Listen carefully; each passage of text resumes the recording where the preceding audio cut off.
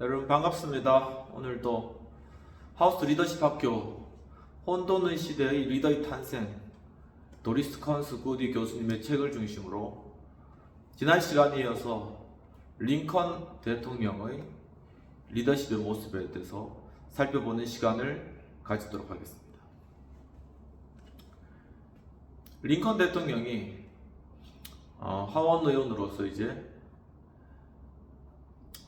본격적으로 노예 제도에 관련된 그러한 논쟁을 또 시작하고, 그러면서 이제 본격적인 이 노예 제도에 대한 자신의 입장을 피력해 나가는 그러한 장면입니다. 캔자스 네브라스카 법이라는 이 법은 새로 신설된 미국의 주에서도 노예 제도를 인정하는 그러한 내용들을 담고 있고, 그 당시에 남부와 북부의 보이지 않는 그러한 노예 제도를 인정하는 것과 인정하지 않는 그러한 보이지 않는 선을 지워버리는 바로 그러한 법률이 되겠습니다. 바로 이 법을 기초한 스티브 더글라스라는 그러한 분은 일리노이에 와서 자신의 법안에 대해서 사람들에게 그것을 공개 토론으로 자신의 의견을 밝히는 그런 시간을 가졌는데, 바로 그 토론의 상대방이 링컨 대통령이었습니다. 그 당시엔 링컨이었죠. 링컨 변호사였습니다. 스티븐 더글라스는 오후 시간에 무려 3시간 동안이나 노예 제도의 근거와 합법성에 관한 것을 사람들에게 설명하였습니다. 그의 설명이 아주 유창하고 또한 사람들의 귀에 쏙쏙 들어와서 사람들의 많은 환호를 받은 것이죠. 그리고 저녁 무렵이 될 즈음에 이 연설이 끝났는데, 링컨은 사람들에게 저녁 식사를 하고 와서 다시 연설을 시작하자라고 하면서 사람들을 식사하도록 하고 오도록 그렇게 한 것입니다. 노예 제도를 지지하는 스티븐 더글라스의 연설이 끝나고 저녁 식사를 위해 토론회를 연기하자고 가볍게 제안하면서 링컨은 밤늦은 시간의 데이트를 합의한 친구들처럼 청중들과 친근한 관계를 맺었다라는 것입니다. 그러니까 밥 먹으러 보내기 전에 이미 사람들에게 자, 우리가 밥 먹고 와서 합시다 라고 하니까 사람들이 막 다 환호를 한 거죠. 바로 그 순간부터 링컨은 이 청중들과 일종의 유대적인 어떤 감정적인 유대가 이루어진 것입니다. 그리고 이제 청중들은 편한 마음으로 이제 다시 연설장으로 밥 먹고 돌아왔고, 오히려 그 수가 늘어났다는 것이죠. 그러니까 오후에 있었던 그런 토론이 재밌으니까 저녁 식사 후 식구들까지 다 이 토론장에 데리고 온 겁니다. 이제 링컨 차례가 된 것이죠. 횃불로 환히 밝혀진 저녁 토론회는 자정 직전까지 이어졌고, 1850년대 시민들의 정치에 대한 관심과 참여도를 입증해 주었다라는 것입니다. 그 당시엔 이렇게 특별히 TV나 즐길 것이 없으니까 이 정치인이 와서 이제 연설을 하면서 토론 배틀을 할 때 굉장히 많은 사람들이 모여가지고 이제 그 토론회가 호응을 굉장히 많이 얻었던 것이죠.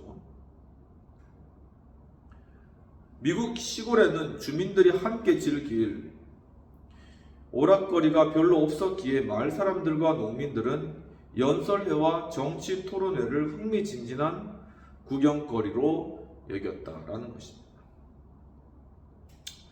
웅변 능력이 정치적 성공에 반드시 필요한 자질이었던 시대이기도 했지만, 군중들도 치밀하게 구성된 연설을 경청하면서 완전히 몰입하였다라는 것이죠. 뭔가 군중과 연설자가 하나가 되는 그러한 시간이었다는 것입니다.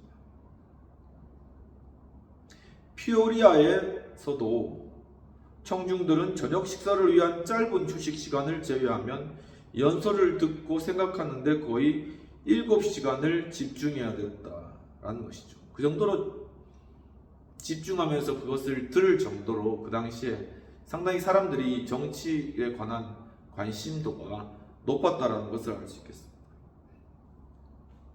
그런 토론이 있은 뒤에는 상반되는 발언들이 거의 모든 신문에 어김없이 보도됐고, 그 후에는 소책자 형태로 멀리 떨어진 마을과 농장까지 전해지며 토론의 열기는 공간적으로 확대되고 시간적으로 연장되었다는 것이다.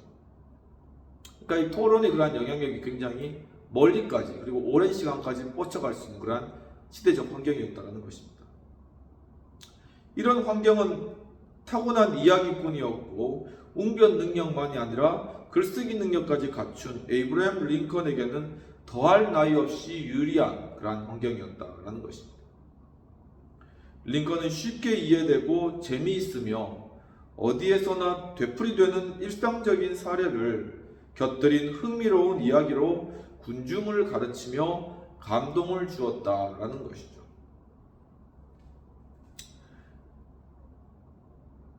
링컨은 타고난 이야기꾼답게 주민들을 한자리에 모이게 한 사건, 즉 캔자스, 네브라스카 법이 야기한 노예 제도의 확장 가능성을 설명하는 것으로 연설을 시작하게 되었는데, 이어 군중의 공통된 출발점, 즉 미국의 건국까지 거슬러 올라가 연방 헌법이 채택되었을 때 노예 제도에 대한 그 시대의 명백한 정신은 원칙적으로는 반대하였지만, 안타깝게도 노예 제도가 초창기의 미국의 사회 경제적인 삶에 맞아떨어졌기 때문에 필요에 의해서 용인한 것이란 주장을 링컨이 증명해 나갔다라는 것입니다. 그러니까 링컨이 어디에서부터 이 노예 제도에 관한 접근을 할까 했을 때 초기 이 미국 헌법을 제정한 헌법 제정자들로부터 바로 이 노예 제도에 관한 입장을 정리해 놨다라는 것이죠. 노예 제도라는 단어가 연방 헌법에 의도적으로 배제됐다는 사실을 강조하며, 고통받는 환자가 과다한 출혈로 목숨을 잃을까 두려워 종기나 종양을 지체 없이 잘라내지 못하고 감추면서 허락된 시간이 끝나기 전에 절개하겠다고 약속하듯이 재헌 의원들도 그 단어를 감춘 것이라고 주장했다는 것이죠. 아무리 찾아봐도 초기 재헌 의원들의 그러한 언급이나 법령상에는 노예 제도라는 것이 표현되지 않았다는 것은 바로 미국의 헌법을 입헌한 자들은 이 노예 제도에 대해서 부정적인 반대하는 입장을 가지고 있었다라는 것을 링컨은 연구를 통해서 알아낸 것입니다. 링컨의 주장에 따르면 미주리 협정이 굳건히 지켜졌던 지난 수십 년 동안 노예 제도는 줄어드는 추세였다라는 것이죠. 그래서 이 중요한 게 여기서 미주리 협정 1850년에 체결된 이 미주리 협정,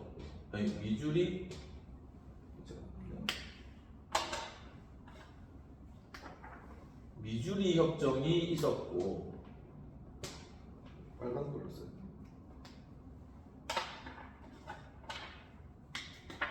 이 미주리 협정, 그리고 또한 이 미주리 협정과 관련되어서 이 협정이 이 노예 제도를 억제하는 그런 일정이 어느 정도의 효과를 발휘하고 있었다라는 것이죠. 그런데 이 미주리 협정이 바로 이 스티븐 더글라스가 입안한 캔자스, 네브라스카 법으로 인해서, 이 법으로 인해 가지고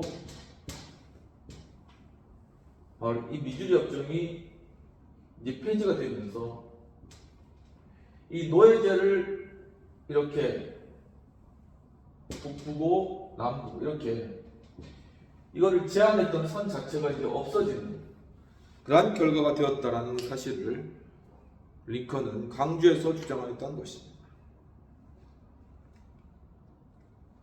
독립선언문 Declaration of Independence에서 1000명 이상으로 되돌아가며 종기를 절개할 시간이 마침내 목전에 닥친 것이었다는 것이죠. 그러나 협정에 의한 상상의 선이 비상식적인 캔자스, 네브라스카 법으로 말미암아 폐지되면 노예 제도가 신성한 권리로 변하게 된다는 것입니다. 그러니까 이 캔자스, 네브라스카 법의 근거는 바로 이 노예제 역시도 불가침의 개인적 권리다. 그렇기 때문에 이것을 정부라도 타치하지 못한다는 그런 주장에 근거해서 만들어진 법이기 때문에 이 법이 시행되게 되면 이 선 자체도 없어지고 노예제도가 미국 전역에 암처럼 퍼져버리는 그런 결과가 낳게 된다는 것이죠. 그렇게 되면 느닷없이 확대되고 영속화되는 가장 확실한 길에 올라섰다라는 것이죠. 노예제도가. 그리고 한마디로 그 법은 가라 하나님이 그대를 지켜주리라고 노예제도를 독려하는 셈이다라는 사실을 링컨은 강력하게 주장한 것이죠. 아메리카 합중국을 북부와 남부로 가르며 북위 36도 30분 위로는 노예제도가 확장되는 걸 막았던 상상의 선을 제거해서 이 상상의 선 이것을 제거해서 난해한 문제가 야기되는 걸 증명하려고 링컨은 노예 제도에 닥친 새로운 상황을 영농과 목초지, 울타리와 가축의 세계에 비유해서 설명했다는 것입니다. 왜냐? 사람들이 이해하기 쉽게 그렇게 설명했다는 것이죠. 인접한 두 농장의 경계를 구분짓는 울타리가 있다고 생각해보자라는 것입니다. 이렇게 가정을 한다고 하면은 한 농부가 자신의 목초지가 바싹 마르자 굶주린 가축에게 이웃한 목초지에 풀을 뜯게 하려고 갑자기 울타리를 제거하면 어떻게 되겠는가라는 것입니다. 그러니까 자신의 목초지에 풀을 다 가축들이 뜯어먹어 버리고 가축들이 이제 풀이 없으니까 바싹 말라버리자 이 농부가 이 울타리를 뜯어버린 거죠. 그러면서 이 굶주린 가축이 뭐 그쪽 가서 풀 먹든 말든 난 상관할 바가 아니다 이렇게 이제 생각하는 태도라는 것이죠. 이웃은 그 농부에게 도둑놈 대체 무슨 짓을 한 거야 라고 항의할 것인데 농부는 내가 없앴다 하지만 그게 전부다. 내 가축들을 당신의 목초지로 보내 풀을 뜯게 할 의도는 없었다. 그냥 내 가축들이 자유롭게 돌아다니며 나름대로 먹이에 대한 개념을 형성하게 할 생각밖에는 없었다라고 대답했다고 합니다. 아주 돌려서 그렇게 이야기한 것이죠. 이와 같이 좀 더 명확하게 알아듣기 쉽도록 비유를 사용했다는 것입니다. 이 우아우와 상상의 선을 없앴지만 노예 제도를 북부 지역까지 확대할 의도는 없다는 더글러스의 기만적인 주장 사이의 유사점을 이해하지 못할 청중은 없었다는 것이죠. 왜냐하면 링컨이 아주 명확하게 설명했기 때문에 링컨은 군중에게 캔자스, 네브라스카 법의 위험성을 스스로 판단할 기회를 주려고 이러한 비유를 사용했다는 것입니다. 늘 이 링컨은 변론을 전개할 때도 이 배심원들이 스스로 이 사건을 심리할 수 있도록 하는 그러한 배려들을 했다는 것입니다. 그가 배심원들에게 사건을 심리하는 주역은 그들이지 자신이 아니라고 믿게 하려고 노력했던 것과 다르지 않는데 링컨의 설명에 청중은 신법이 어떤 문제를 야기했는지 깨닫게 되고 링컨은 파격적인 의견을 제시할 수 있었으며 캔자스 네브라스카 법은 폐지되어야 했고 미주리 협정을 되살려야 했다라는 것입니다. 그것이 링컨이 추구해야 됐고 미국이 나아가야 될 방향이었다는 것이죠. 독립선언문에서도 명시했듯이 링컨은 자치구원이라는 원칙은 옳은 것, 앞으로도 영원히 옳은 것이라고 선언하면서 더글러스의 제안대로 자치권이 노예제도에 확대 적용되면 그 뜻이 왜곡된다라고 덧붙였다는 것이죠. 여기서 핵심을 이 더글러스는 이 자치권, 주가 자신의 마음대로 자신의 권리를 행할 수 있는 자치권을 근거로 해서 캔자스 네브라스카 법을 만들었지만 이것은 도리어 자치권을 왜곡하는 결과가 도래하게 된다는 것을 증명해서 보여준 것입니다. 연방 헌법이 제정될 때 노예 제도 자체가 존재하지 않던 새로운 영토에 노예 제도를 허락하면 아메리카 합중국의 역사를 끌어온 양보와 타협의 정신과 전면전을 벌이게 될 것이다 라는 것이죠. 그러니까 미국의 근본적인 정신이 이 양보와 타협의 자세인데,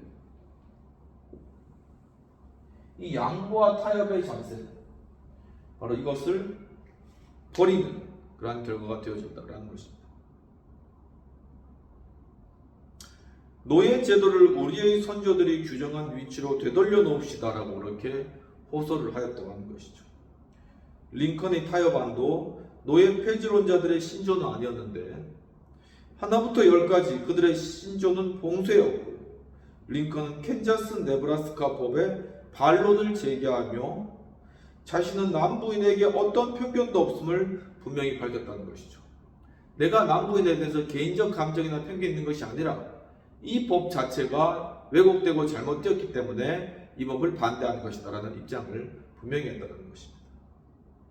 우리가 남부인과 같은 상황이라면 우리도 노예 제도에 대해 남부인처럼 생각할 것이다. 예컨대 지금 노예 제도가 남부에 존재하지 않는다면 남부인도 노예 제도를 도입하지 않을 것이다. 반대로 노예 제도가 우리 지역에 존재했다면 우리도 노예 제도를 포기하지 못할 것이다 라고 이야기를 한 것이죠. 그렇기 때문에 이 캔자스 네브라스카 이 지역에 노예 제도가 없었잖아요. 그렇다면 노예 제도를 없는 상태를 유지하는 것이 맞다라는 것입니다. 그것을 자치권이라는 이름을 해서 노예 제도를 할 수 있도록 그것을 인정해주는 그러한 문을 열어주는 행위 자체가 바로 이 양보와 타협의 정신에 반한다라는 내용들을 이야기하고 있는 것이죠. 뛰어난 공감 능력으로 노예 제도가 존재하는 지역에서 노예 제도를 없애기 어렵다는 걸 이해했지만 또 그 딜레마를 쉽게 해결할 방법이 없다고 고백하는 겸향을 또한 발휘했지만 미주리 협정에 의한 경계선의 폐지는 폭력적 행위와 다를 바 없다 라고 생각했다는 것이죠. 그러니까 미주리 협정에 의해서 생겨난 그 경계선을 캔자스 네브라스카 법으로 폐지한 것은 폭력적인 행위라는 것입니다. 폭력적 행위가 번복되지 않으면 미 합중국의 분리로 이어질 수밖에 없다라는 것이죠. 우리가 직면한 선택은 우리 모두가 함께 할 선택이다라는 것입니다. 이것이 링컨이 한 말인데, 캔자스 네브라스카 법이 존속된다면, 그리하여 노예 제도가 확산된다면 미국의 희망이 소멸되고 미국의 존재가 전 세계에 뜻하는 모든 것도 사라질 것입니다.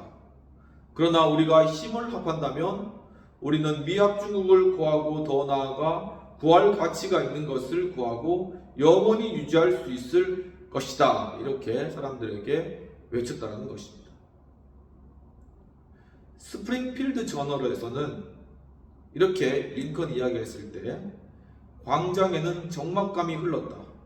링컨이 연설을 끝내자 청중은 우레와 같은 박수와 끊이지 않는 환호로 진실의 영광스러운 승리를 인정해 주었다라고 그렇게 보도했다고 하네요. 굉장히 리얼한 보도 같습니다. 당시 기록에 따르면 링컨은 노예제도를 반대하는 심오한 논증을 이해하기 쉽고 설득력 있게 전개했는데 통찰력 있게 노예제도라는 쟁점을 파고들며 청중들에게 자신의 생각을 이해시키려고 애썼다라는 것이죠. 링컨은 진실하고 명료하며 확신에 찬 열정적인 이야기로 청중을 설득하고 그들의 마음을 돌려놓았으며 한 기자가 보도했듯이 링컨을 사로잡은 영감이 청중까지 사로잡고 그의 연설은 마음에서 나왔기 때문에 청중의 마음에 전달됐다. 내 경험에 따르면 우리와 같은 박수로 연설을 시작하지만 청중의 마음을 전혀 돌려놓지 못하는 유명한 병가가 많았는데, 그러나 링컨은 달랐으며 그 자신이 확신에 차 연설한 까닭에 청중에게도 확신을 심어주었다는 것이죠. 이것이 바로 자신의 확신을 다른 사람들에게 이 확신으로 심어줄 수 있는, 조직의 목표를 다른 사람들에게 확신으로 심어주고 그 마음을 변화시킬 수 있는, 변형시킬 수 있는 바로 이런 변형적인 리더십이었다라는 것입니다. 이야기를 하고 있는 것입니다.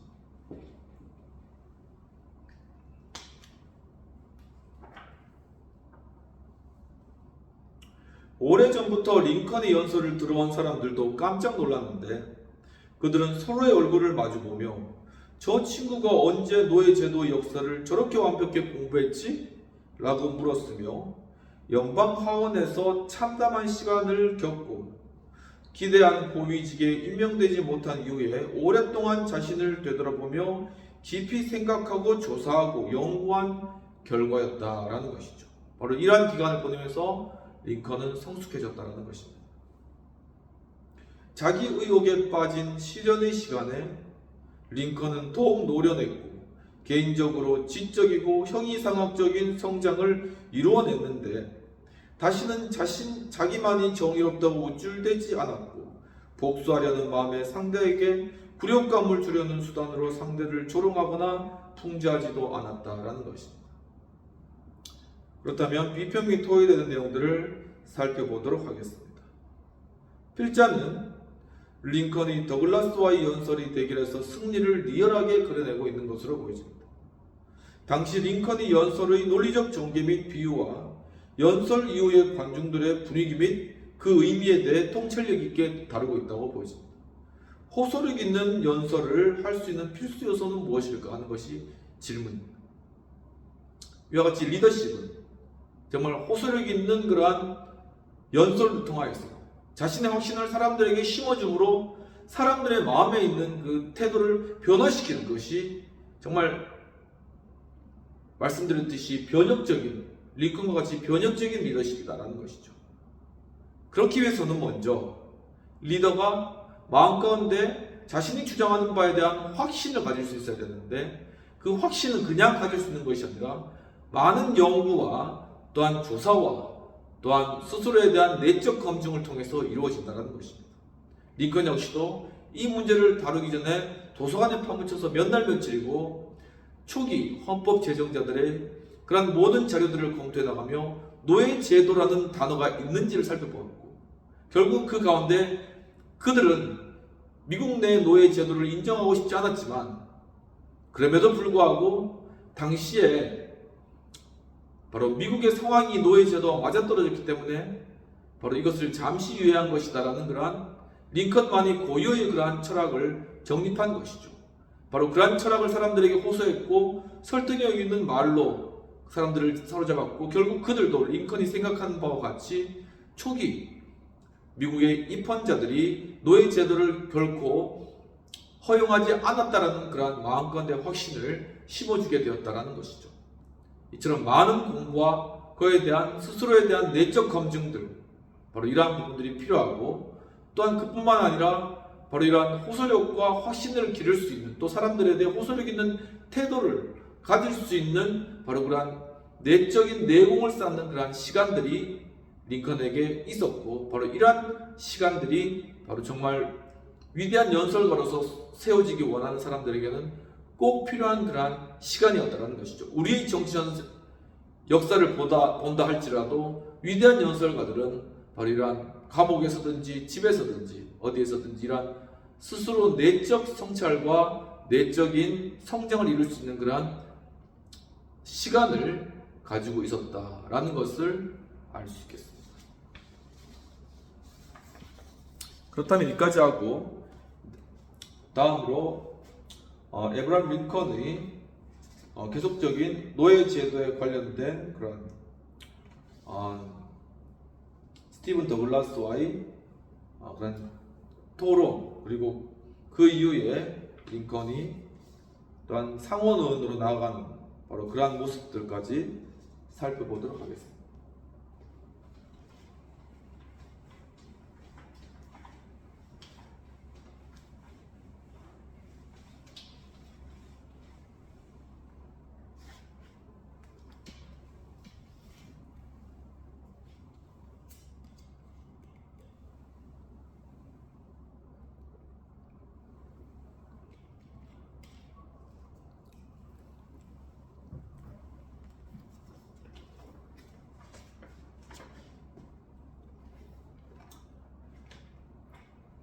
철학자 랠프 월도 에머슨, 이름이 좀 특이하네요.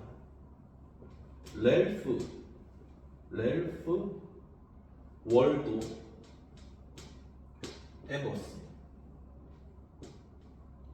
이 랠프 월도 에머슨이라는 철학자가 소크라테스와 피타고라스의 금원에 대해서 언급하면서 대담하고 창의적인 표현만큼 인간을 특징 짓는 것은 없다라고 이야기했습니다.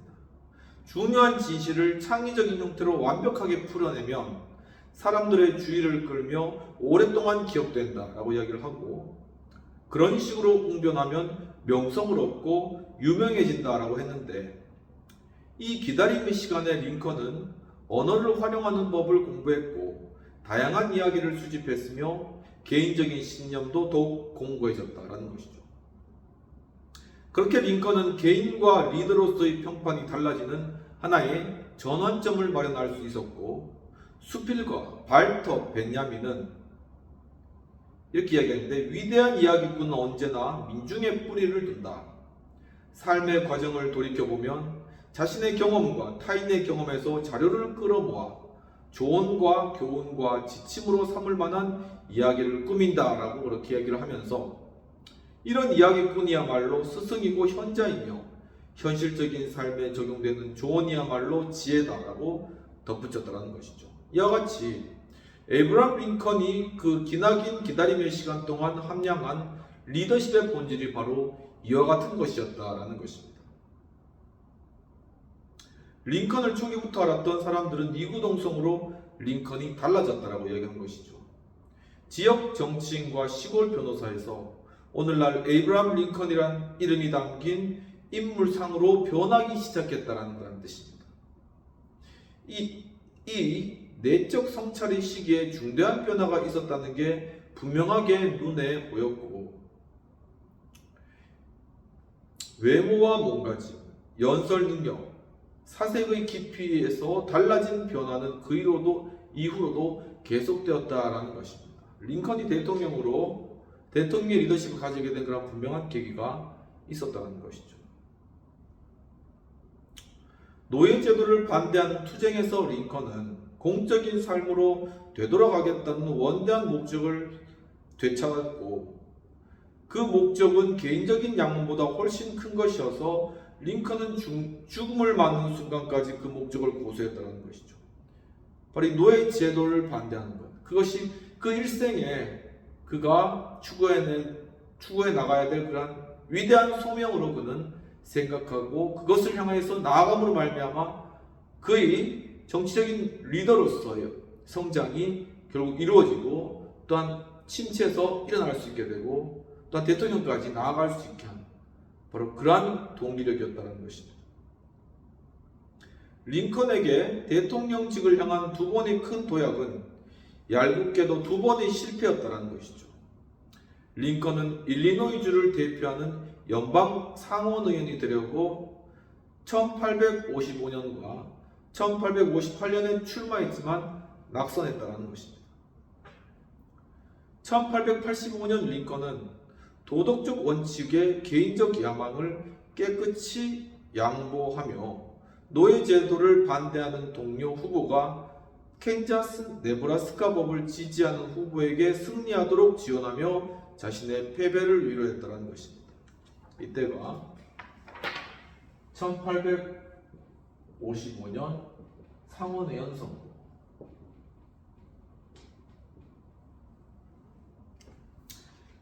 이 선거에서는 그해 1월에 100명의 주의원이 상원의원 후보를 선정하러 모였다는 것입니다. 주 의원 100명 이들이 바로 상원의원 한 명을 선출하려고 모인 것입니다.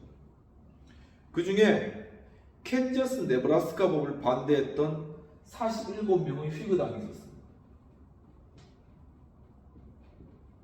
그리고 이 사람들에게는 당연히 링컨이 상원의원 후보다 이렇게 생각을 한 것이죠. 링컨은 당연히 첫 선택지였는데 그 다음에 이제 41명은 이거는 휘그당이죠. 휘그당 41명의 민주당은 바로 스티븐 더글라스를 지지했습니다. 그리고 캔자스 네브라스카 법을 스티븐 더글라스가 통과시켰잖아요. 그래서 그 법이 잘못되었다는 것을 생각한 민주당 중에 5명이 독자적 의결권을 가지게 됩니다. 이 사람이 독자적 의결권을 가지게 됐다는 것이죠.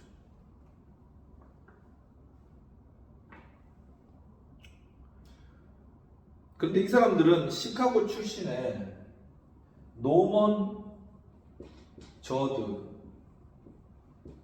저드를 지지했다는 것입니다. 노먼 저드가 이끈 그 소수파는 이 사람 노먼 저드를 지지한 게 아니고 노먼 저드가 이끈 이 소수파는 민주당 연방 하원의원 라이언 트럼블을 지지했던 것이죠. 이 라이언 트럼블이 있고 그 후보는 그 다음에 스티븐 더글라스 있고 링컨이 있는 것이죠. 이렇게 구성되었다는 것입니다. 그러면서 이게 계속되는 어떤 교착 상태로 빠지게 되는 것이죠. 아마 제 생각에는 50명이 넘어야지 상원의원이 선출되는 것 같습니다. 근데 5명이 여기 있고 여기 47명, 여기 41명 뭐 이렇게 돼 있고 아무튼 뭐 이런 상태니까는 이게 뭐 통과가 안 되는 거죠. 계속. 그러자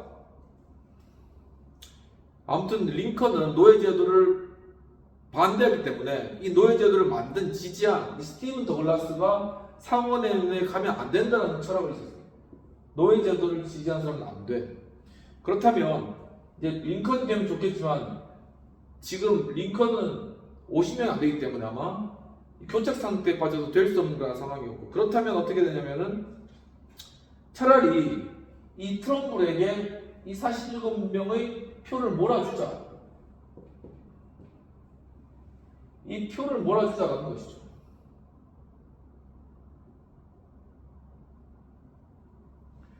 그래서 결국은 반대당이지만 노예 제도를 반대하는 이 소수파에 속한 라이언 트럼블을 상원의원으로 만들자라는 스스로 그걸 포기한 것이죠. 상원의원직을.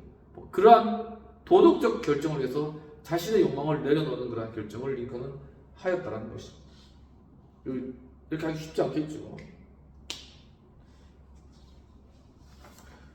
그렇게 휘그당 지지자들을 자신이 설득했고 링컨의 지지자들은 47표가 5표에 꺾이는 부당성을 지적하며 안타까워했지만 링컨의 지시를 따랐다는 것입니다. 중요한 건 자신의 대의명, 노예제 폐지 이것이 되면 됐지 다른 거는 내가 권력을 얻는 그것보다는 노예제도를 폐지하고 반대하는 것이 더 중요하다라는 그 가치에 중점을 둔 것이죠. 이게 훌륭한 그러한 모습이었다는 것입니다. 그 결과 트럼블이 상원의원에 당선되었고 링컨은 한 친구에게 보낸 편지에서 이렇게 썼다고 합니다. 마침내 고통이 끝났다라고 울분을 삼켰지만 내 자신의 패배로 인한 고통보다 민주당 후보의 패배가 주는 기쁨이 더 컸다라는 것이죠.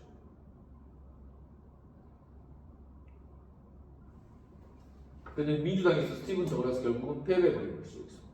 그리고 소수파인 라이언 트럼블이 선출된 것입니다.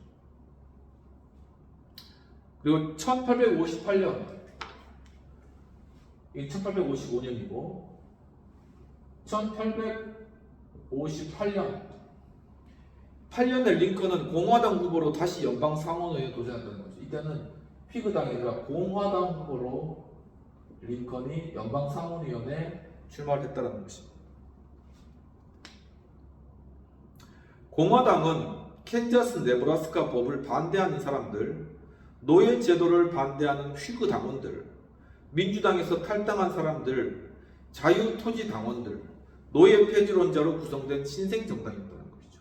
그래서 전에 이 리더십 강의에서도 말씀드렸듯이 바로 휘그당과 민주당이 대치하고 있다가 결국은 휘그당 그리고 민주당에서 나온 사람들 그리고 그 당시에 함께 있었던 사람들이 다 공화당으로 몰려가서 이 공화당이라는 당이 세워지면서 바로 여기서 링컨이 상원의원이 되고 대통령으로 나오게 되기 때문에 바로 이러한 어떤 하나의 커다란 변화가 그 당시에 존재했다는 것을 제가 리더십 강의에서 설명드린 그런 내용들이 있습니다. 아무튼 그 내용들이 여기 실제적으로 이렇게 일어난 상황들을 배경적으로 다루니까 굉장히 저도 새롭게 알게 되는 것 같습니다. 일리노이주에서 그 이질적인 정당을 규합하고 이끌어온 리더답게 에브람 링컨은 현직 상원의원인 민주당의 스티븐 더글라스에 대적할 공화당 후보로 지명되었다는 것이죠. 아무튼 이 당시에는 또한 스티븐 더글라스가 상원의원이 이미 되었던 겁니다. 그러니까 거기에 대적할 자로, 거기에 이제 맞설 자로 링컨이 공화당의 상원의원 후보로 나서게 된 것이죠.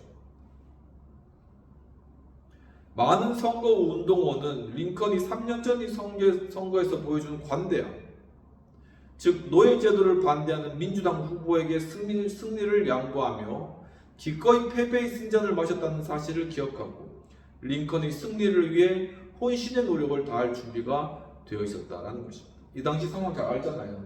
그러니까 이제는 링컨을 상원의원 시켜야 되겠다라고 다들 마음이 규합한 것이죠. 후보 지명을 받아들이는 링컨의 연설에서 온유한 학습과 설득으로 추종자들을 끌어가겠다는 전반적인 청사진이 읽혀지는데 어떻게 했냐면 우리가 지금 어디에 있고 어디로 가야 하는지 알 수 있다면 무엇을 하고 어떻게 해야 하는지 더 잘 판단할 수 있을 것이다. 이렇게 얘기했다고 합니다. 이 단순한 성명을 발표하며 링컨은 청중과 함께 문제를 고심하고 머리를 맞대고 해결책을 모색해 나가는 선교 유세에 돌입했다는 것이죠. 링컨은 마가복음과 마태복음을 인용해 내부에서 분쟁하는 집은 서지 못하리라라고 경고하며 미합중국을 붕괴의 위험에 빠진 집에 비유했다는 것이죠. 위기의식을 사람들에게 심어주기 위해서 성경의 내용까지 인용했다는 것이죠. 미합중국이란 건전한 구조에 압력을 가하며 위협하고 있다는 뜻이었고 섬뜩하게도 미국을 무너지는 집에 비유했지만 링컨의 연설은 전반적으로 긍정적인 논제의 연설이었다는 것이죠. 일단 기본적으로는 긍정적인 그런 연설이었다는 것이죠. 시각 자체가 그렇다는 것이죠. 그는 공화당원들에게 노예제도의 확장을 방지하는 법을 회복해 미국의 지배권을 되찾자고 호소를 하였는데 노예제도가 다시 소멸 과정에 들어서면 건국의 아버지들이 세운 고결한 집에서 신분 고하를 막론하고 모든 국민이 다 평화롭게 살 수 있을 것이다 라고 그렇게 선언을 하였다고 하는 것입니다.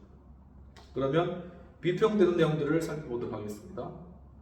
필자는 링컨이 자신이 일리노이주에서 주 의원들의 더 많은 표를 확보하였음에도 불구하고 노예제도를 반대한 민주당 후보를 상원의원으로 선출시키기 위해서 자신의 표를 몰아준 이야기를 통해 대의적 가치가 중요한 리더십을 잘 보여주었다. 그러니까 리더십은 일단 하나의 일관적인 그런 태도를 가지고 있어야 된다는 것입니다. 그리고 하나의 포용적이고 관용적인 태도를 함께 가지고 있어야 된다는 것이죠. 그러니까 링컨에게 있어서 일관적인 태도와 철학은 바로 노예제도의 폐지라는 것입니다. 노예제도를 반대하는 것이라는 것이죠. 그러면 그 하나의 목적이 가장 중요한 것을 인정하고 그 목적을 위해서 자신이 상원의원이 되든 아니면 다른 그 노예제도를 반대하는 민주당 후보가 상원의원이 되든 어찌 되든 노예제도를 반대하는 방향으로 나아가야 한다는 것입니다. 그것이 중요하다는 것이죠. 그것에서 만약에 자신이 자신보다 더 다른 당이나 다른 사람이 더 일들을 잘할 수 있다면 자신의 표까지 줄 수 있는 그런 관용과 포용의 정신을 그는 가지고 있었다라는 것이 굉장히 주목할 만한 그러한 사항이다라는 것입니다. 그럼 토론되는 내용들을 살펴보도록 하겠습니다. 소신과 철학을 위해 자신의 자리를 내어주는 리더십의 모습을 통한 교훈은 무엇일까요? 즉 여기서 주는 교훈은 제가 말씀드렸듯이 정치적 리더십은 특히나 사람들 앞에서 일관된 모습을 보여줘야 된다는 것이죠. 리더십의 철학을 일관되게 보여줘야 된다는 것입니다. 바로 그 자신의 철학 하에서 또한 포용과 관용의 그러한 태도를 가지고 있어야 된다는 것이죠.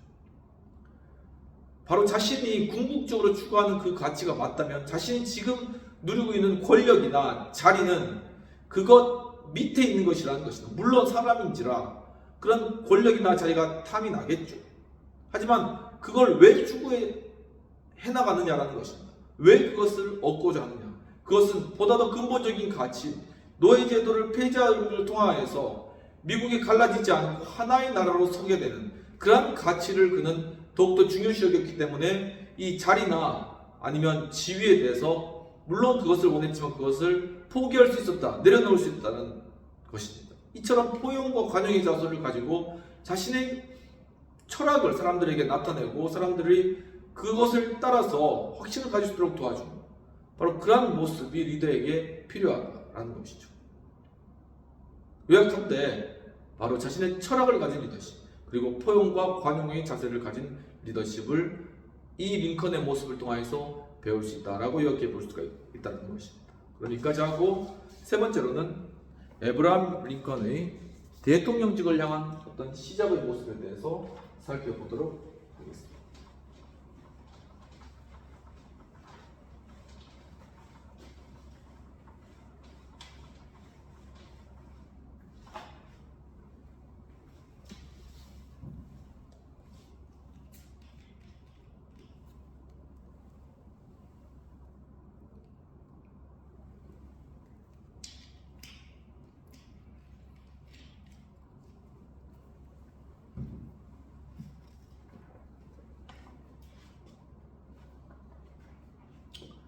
에브라함 링컨이 두 번째로 연방 상원의원 후보에 출마했을 때는 바야흐로 모든 것이 역사적인 링컨 더글라스 토론으로 수렴되고 있었다는 것이죠.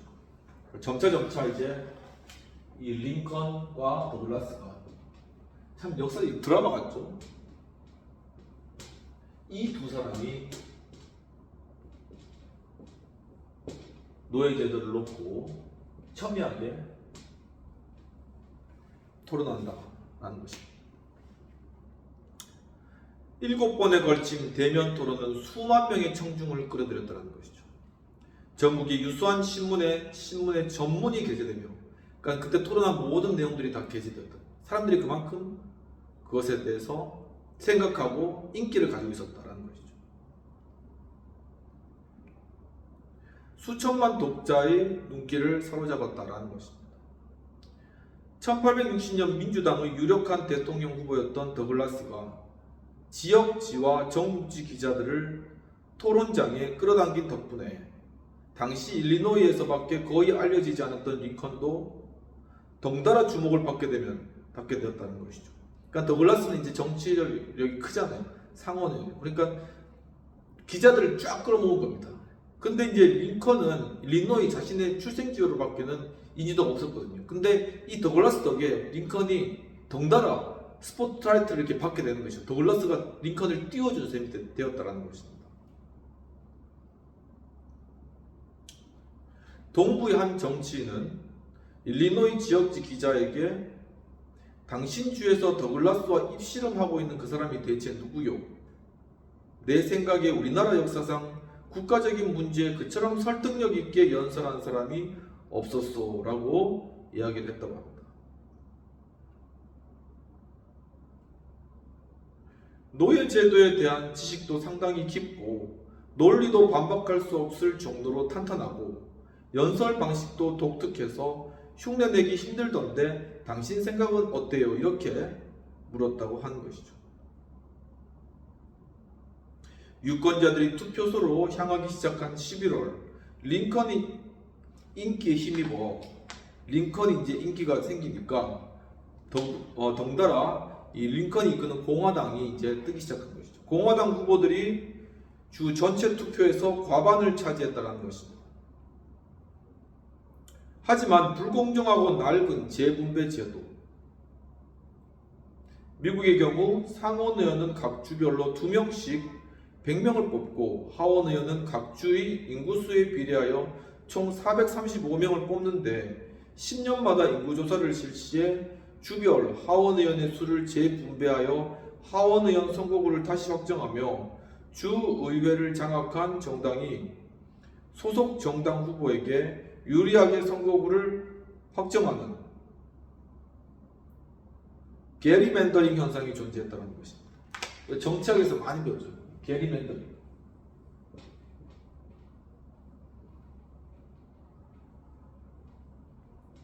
게리맨더링. 괴물 같은 모습. 그러니까 지역이 이렇게 있으면은 지역을 자신의 당이 선출되기 쉽게 자신을 지지하는 인구의 그 분포대로 이렇게 막 나누어서 이렇게 선거구를 짜는 겁니다. 근데 그 선거구를 나눠서 짜는 모습이 마치 이 괴물과 같이 생겼다. 거기서 이 게리맨더링이라고 하는 거죠. 공화당이 이미 과반수 이상을 다 차지했는데 주의원에서 그 정도의 표가 나왔는데 이 게리맨더링에 대해서 민주당에서 이 표를 싹 가져가 버린 것이죠.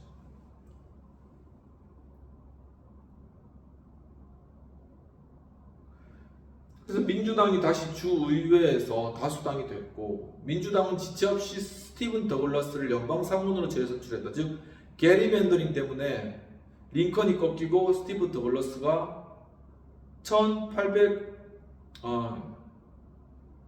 1860년대 상원의원이 됐다는 것입니다. 링컨이 개인적인 열망은 또 꺾였지만 링컨은 실패를 담담히 받아들이며 며칠 후 링컨은 지지자들에게 수십 통의 위로의 편지를 보냈다는 것입니다. 그가 지지자들에게 위로를 받지 않고 거꾸로 그가 지지자들을 위로했다는 게 좀 색달랐던 것이죠. 보통은 지지자들이 이 낙선했을 때 정말 마음이 아프시겠습니다. 이렇게 막 문자도 보내고 이렇게 편지도 보내고 하는데 여기서는 도리어 링컨이 자신의 지지자들에게 희망을 잃지 마십시오. 뭐 이런 식으로 이렇게 편지를 계속 이렇게 보냈다는 것이죠. 링컨은 친구이던 의사 앤슨 헨리에게 보낸 편지에서 지난 선거에 참가할 수 있어 정말 기뻤네. 덕분에 이 시대의 지속적인 중대한 문제에 대해 다른 방법으로는 얻을 수 없는 많은 의견을 들을 수 있었으니까 라고 말했다고 합니다. 그러니까 스티븐 더글라스와 둘이 맞짱뜨면서 스티븐 더글라스의 가지고 있던 명성이 링컨에게 옮겨 붙은 겁니다. 물론 선거에서는 졌지만 실제로는 링컨이 이것 통해 굉장한 인지도를 얻는 하나의 기회가 되었다는 것이죠. 또 어떤 친구가 시리에 빠졌다는 소식을 듣고는 이렇게 링컨이 이야기했다는데 곧 기분이 좋아질 거네. 또 하나의 흥미로운 사건이 곧 시작될 테니까 우리가 다시 재미있는 시간을 보낼 수 있을 거네 라고 약속을 했다고 합니다. 바로 이러한 과정을 통해서 링컨이 보여준 침착하고 평온한 자세는 지지자들에게 희망을 주었다는 것이죠. 링컨 자신도 무척 진지했고 그 패배를 일시적인 패배라고 스스로 생각했다. 상당히 링컨 이제는 이 회복 탄력성이 굉장히 커졌다는 걸 알 수 있습니다. 이제 지더라도 도리어 그것이 링컨을 낙담시키는 것이 아니라 그것을 담담하게 받아들이고 또 다음 선거를 준비할 수 있는 그러한 마음의 여유까지 바로 이 회복 탄력성이 굉장히 커졌다는 것을 알 수 있는 것이죠.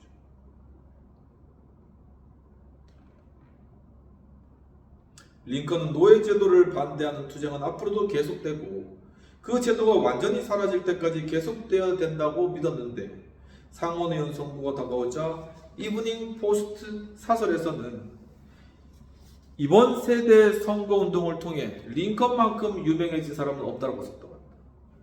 가장 첨예한 미국 국가의 운명이 달린 그러한 이슈에 링컨이 그 한가운데 서 있는 거죠.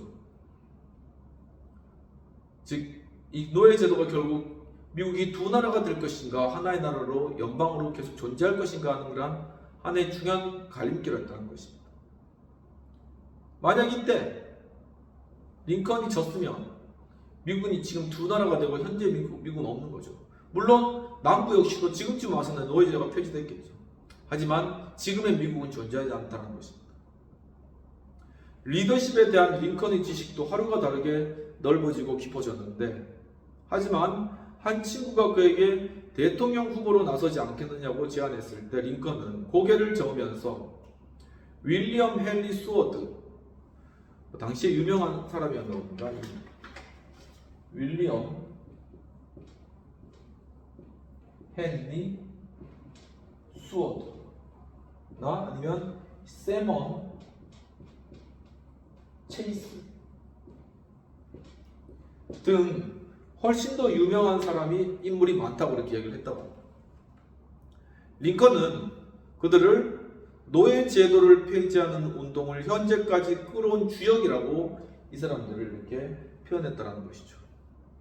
수워드는, 특히 수워드는 최연소 뉴욕 주지사를 지낸 뒤 상원에 진출했고, 열정적인 연설로 북부 자유주의자들에게 많은 호응을 얻었고, 또 미국에서 노예 제도에 반대하는 가장 유명한 정치인으로 손꼽혔다는 것입니다.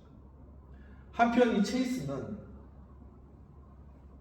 당시 최초의 공화당 출신 오하이오 주지사로 상원에서 캔자스 네브라스카 법을 반대하는 투쟁을 선두에서 이끌었다는 것이죠. 또한 공화당 창립자 중의 한 명이기도 했다는 것입니다. 또한 한 분이 더 있는데 에드워드 베이츠.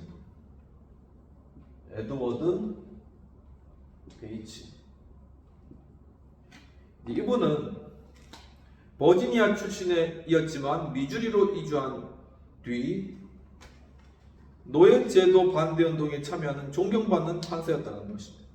그리고 북부 전역의 보수주의자들과 중서부의 남쪽 주민들에게 지지를 받았다는 것이죠.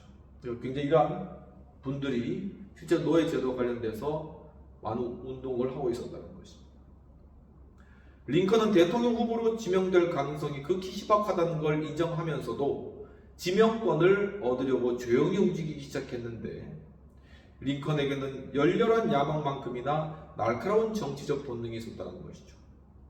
그래서 3명의 유명한 상대를 꺾고 대통령 후보로 지명되려면 굽히지 않는 단호함과 자신을 낮추는 겸손함이 절묘하게 결합해야 한다는 걸 본능적으로 파악했다는 것이죠. 여기에서는 하나의 단호함, 리더십이면 단호함이 있어야 되겠죠. 어떤 철학을 향해서. 하지만 플러스 겸손함, 사람들에게 잘난 채 보여서는 안 된다는 것입니다. 그러니까 이 사이에 아주 절묘한 모습, 태도, 이것을 링컨은 본능적으로 알고 있었다는 것이죠.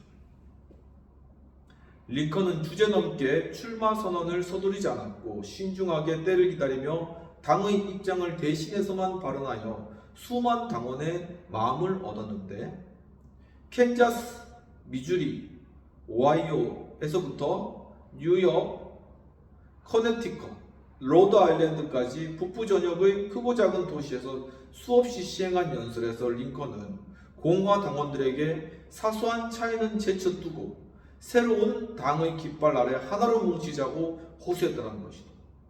이것은 링컨의 공화당원을 향한 통합적인 리더십이었다.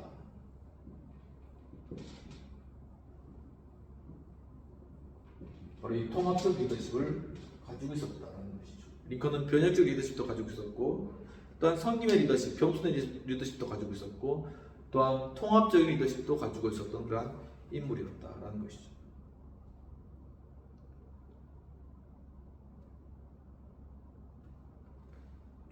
또 고향인 일리노이주 밖에서는 자신이 누구에게도 첫 선택지가 아니라는 걸 인정하고 스스로 다수의 차선이 되는 전략을 고수했다는 것이죠. 어차피 내가 1등은 못 되고 그럼 두 번째 대체할 만한 그런 위치에 서자, 이렇게 했다는 것입니다.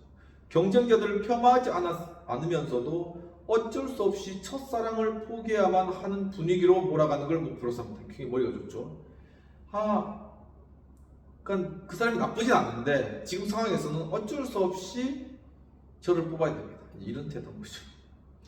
전국적인 명성을 구축하자 링컨의 마음속에 대통령 후보로 될 수도 있겠다는 자신감이 커져가는데 후보 가능성을 점치는 의견에는 여전히 익살스럽고 회의적인 눈길을 던졌지만 경쟁자로 올라선 자신의 모습을 시각화한 지 이미 오래였다는 것이죠. 이미 마음에는 자신이 대통령 후보 경쟁자로 존재했다는 것입니다.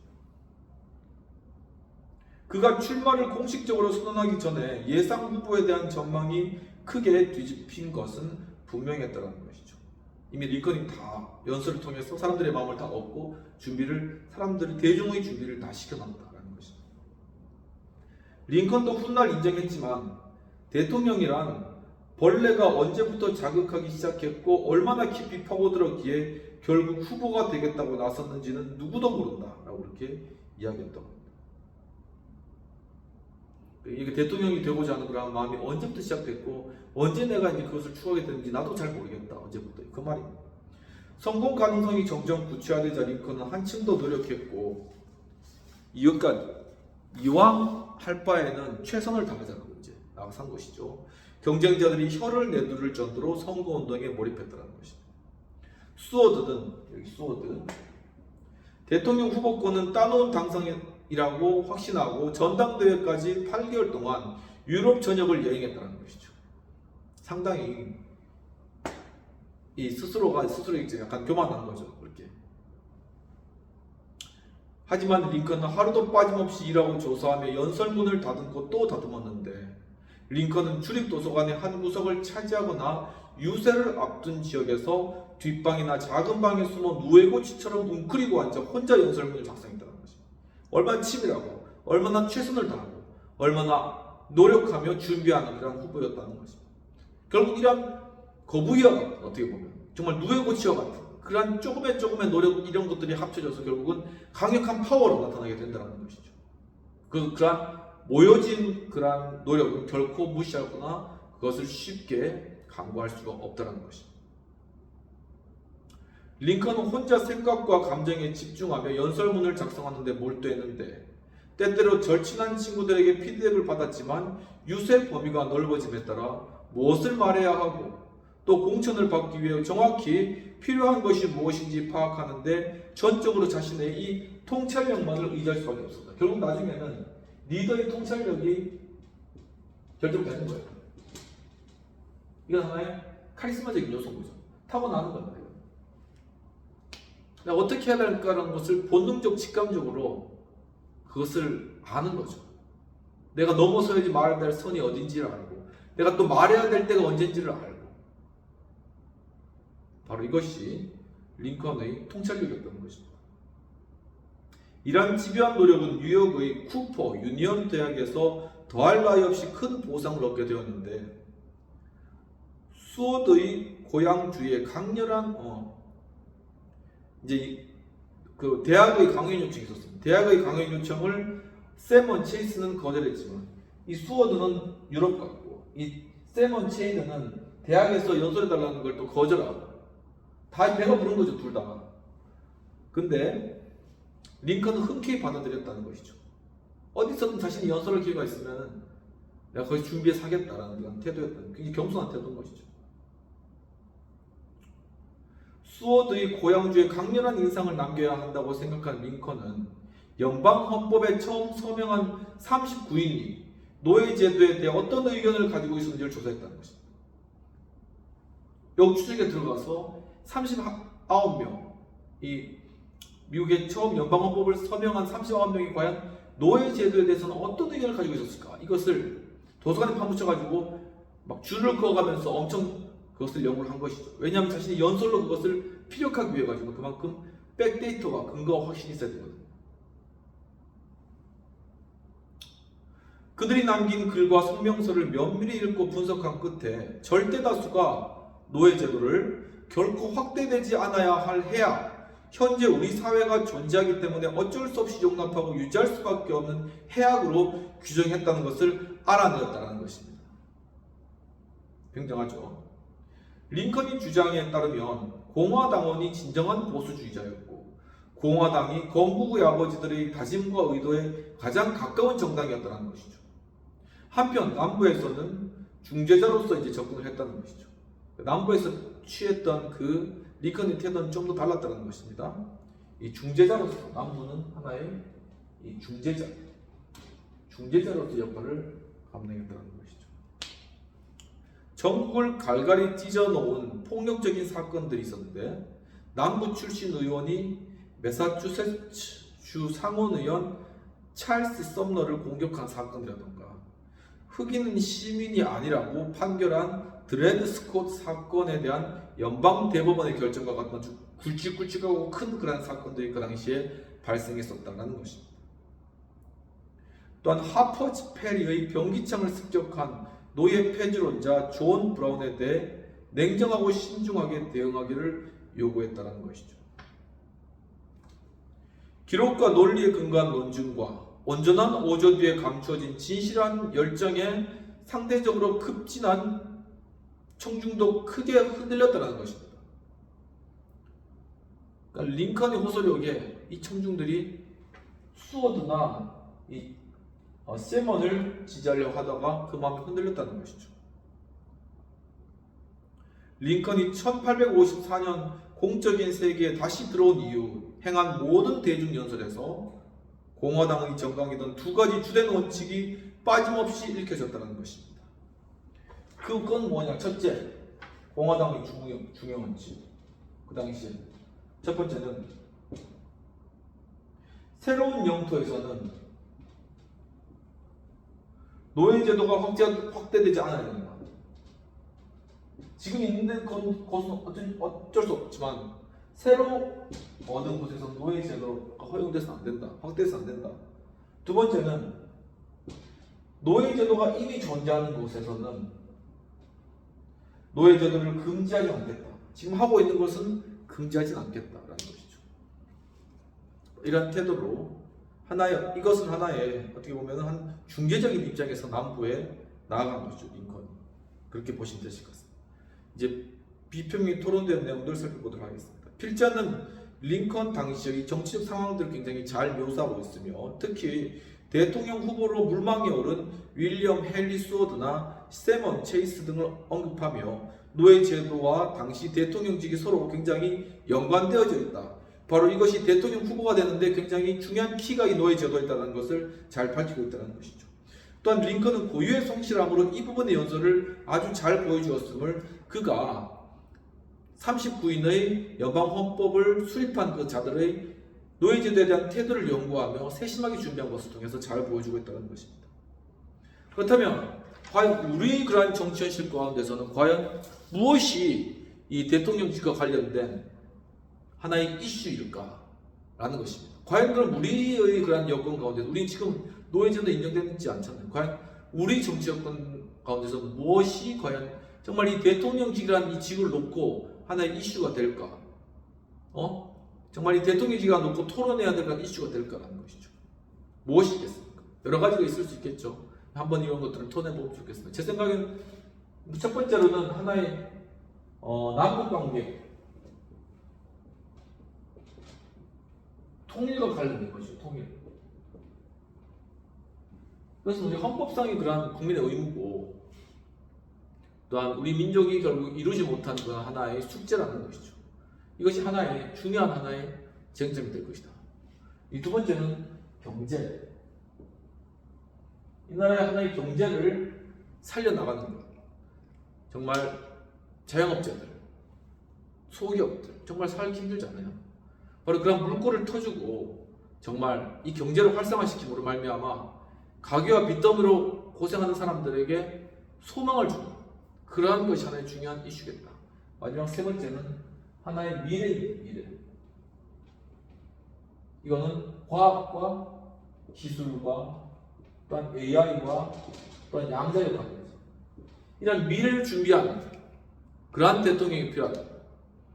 정말 이 미래를 향해 나아가는 그러한 모습이 중요한 하나의 대통령직을 걸고 디스커션하고 또 함께 토의해야 될 그런 중요한 주제가 아닐까라는 그런 세 가지 요소, 바로 이 통일의 문제와 또한 경제의 문제와 또한 미래에 관한 그런 세 가지 문제, 이 요소를 통해서 이것을 또한 서로 논증하고 또한 그것에 대해서 이야기를 하는 것들을 통해서 누가 과연 이 대한민국의 향후 대통령이 될 것인가 하는 것에 대해서 결정적인 그런 중요한 주제가 아닐까라는 그런 생각을 해보게 되었습니다. 전날 나름대로 여러분들도 한번 어떠한 주제가 정말 이러한 링컨 당시에 대통령 후보가 되는데 노예제도가 가장 핵심적인 이슈였던 것 같이 이 대한민국을 통합하고 또한 이 대한민국을 더욱더 발전시키기 위해서 어떤 이슈들이 향후 대통령의